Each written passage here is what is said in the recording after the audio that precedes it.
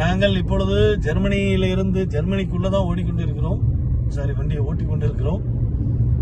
இதுல பாத்தீங்கன்னா 2 பக்கம் வயல்வெளிகள், புல்வெளிகள்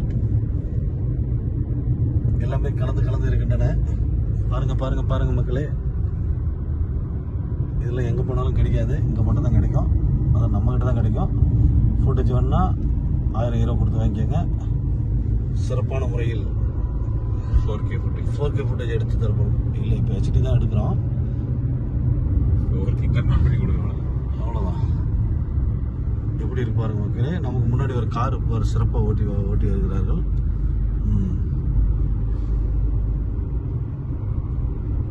பார்த்துக்கோங்க. ஒரு தரம் 2 தரம் 3வது தடவை சொன்னால் அது லைன் கட் ஆகிடும்.